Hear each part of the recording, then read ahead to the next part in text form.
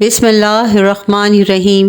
نورانی Islamic video کے ناظرین کو السلام علیکم ورحمۃ اللہ وبرکاتہ۔ رمضان کا آخری عشرہ شروع ہونے جا رہا ہے۔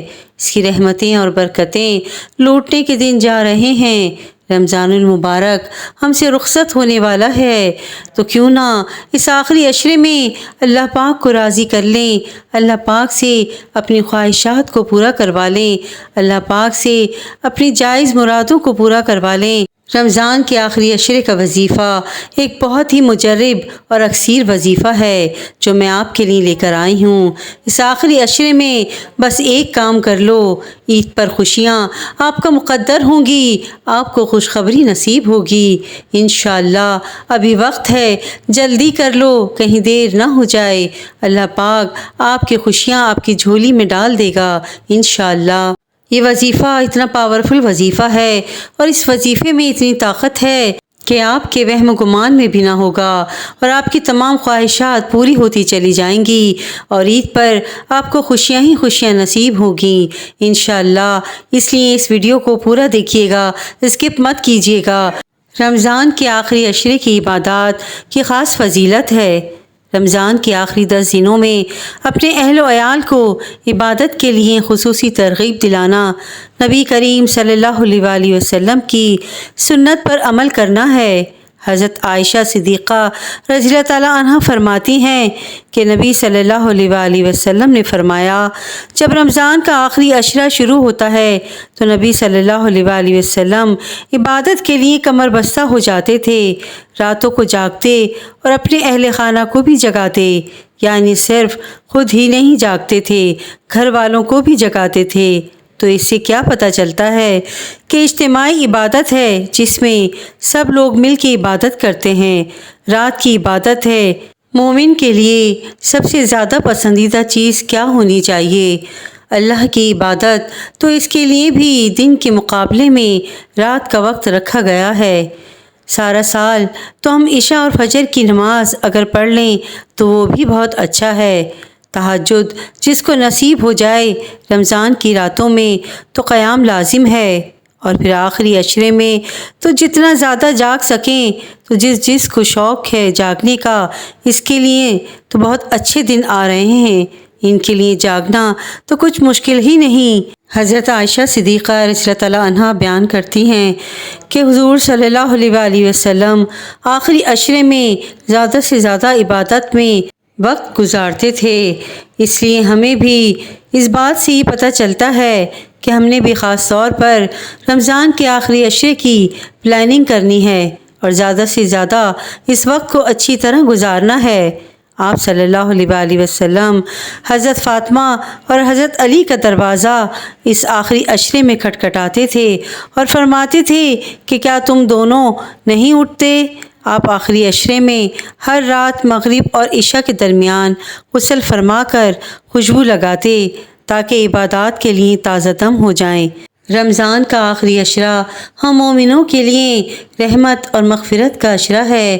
اس عشرے میں ہم اللہ پاک سے اپنی مغفرت طلب کر سکتے ہیں، اور اس عشرے میں جتنا ہو سکے استغفار کی کثرت کر سکتے ہیں انشاءاللہ۔ اللہ پاک استغفار کی کثرت سے ہمارے گناہوں کو معاف فرمائے گا۔ رمضان کے یہ آخری عشرے میں جو وظیفہ میں بتانے جا رہی ہوں، وہ وظیفہ اتنا مجرب ہے کہ اس وظیفے کے پڑھنے سے ہمارے دین و دنیا سنور جائیں گے اور ہم انشاءاللہ جنت کے حقدار ہوں گے۔ تو پیارے دوستوں، ان دنوں کو، اس آخری عشرے کو، رمضان المبارک کو ہاتھوں سے جانے نہ دیجیے۔ اس وظیفے کو ضرور کر لیجیے، اپنی دین و دنیا سنوار لیجیے، اپنی آخرت کو سنوار لیجیے، جنت کے حقدار بن جائیے انشاءاللہ۔ اللہ پاک اس رمضان المبارک کے صدقے، اس آخری عشرے کے صدقے ہماری تمام جائز حاجات کو پورا فرمائے، آمین۔ رمضان کا یہ آخری عشرہ جہنم کی آگ سے نجات کا عشرہ ہے۔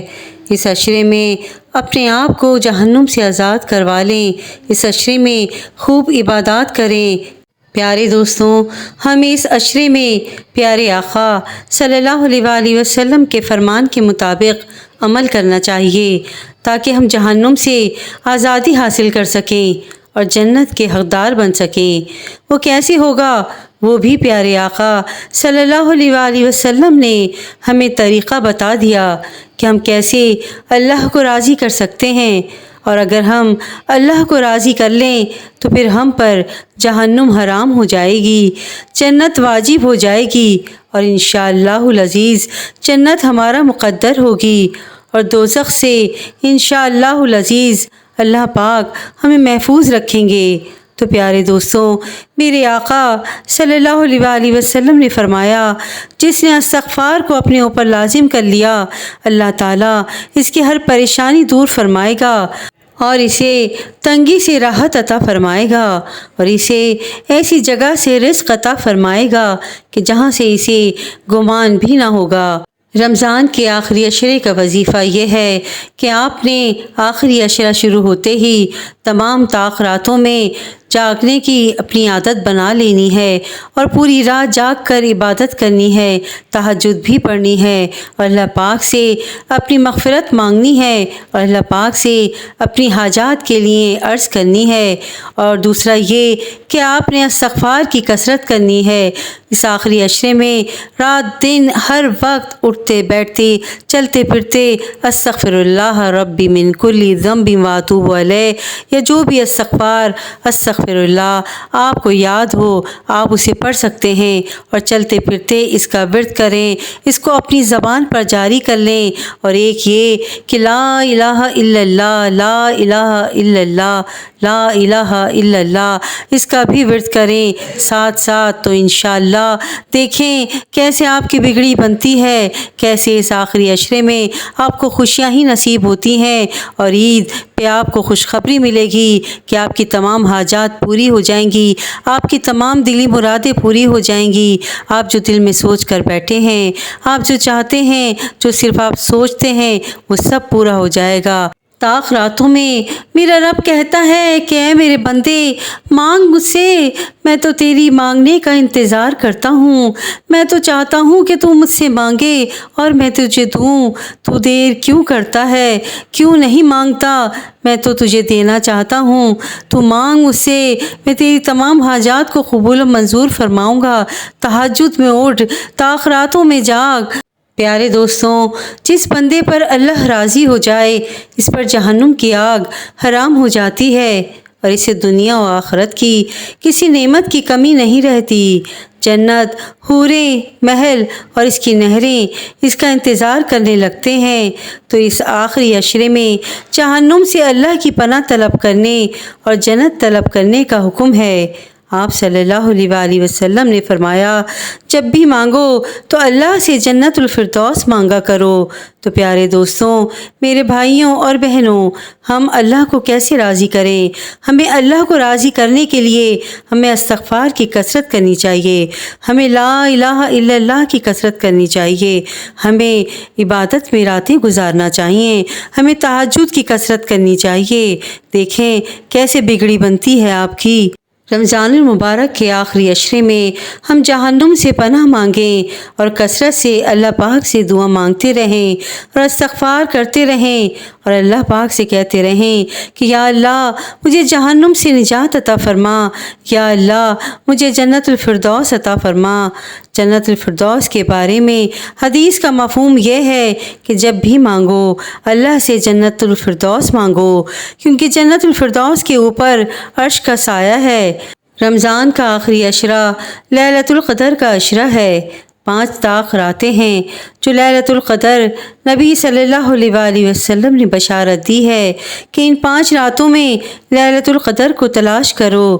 لیلۃ القدر جس کو قرآن مجید میں کہا گیا ہے کہ 1000 مہینوں سے بھی زیادہ بہتر اور افضل ہے۔ یا اللہ ہمارے گناہوں کو معاف فرما، یا اللہ تو معافی کو پسند کرتا ہے، یا اللہ ہمارے گناہوں کو بھی معاف فرما۔ انشاءاللہ اس وظیفے کی برکت سے اللہ پاک ہمیں جنت نصیب کریں گے۔ ہم میں سے ہر ایک یہ چاہتا ہے کہ ہمیں جنت مل جائے، جہنم سے چھٹکارا مل جائے۔ اگر آپ بھی یہ چاہتے ہیں تو آج ہی اس وظیفے کو کر لیں اور دوسروں کو بھی بتائیں، اور اس ویڈیو کو شیئر بھی ضرور کریں۔ انشاءاللہ اللہ پاک ہم سب کی جائز حاجات کو قبول و منظور فرمائے گا۔ ویڈیو پسند آئی ہو تو پلیز میرے چینل کو لائک اینڈ سبسکرائب ضرور کیجیے گا۔ جزاک اللہ خیرا کثیرا۔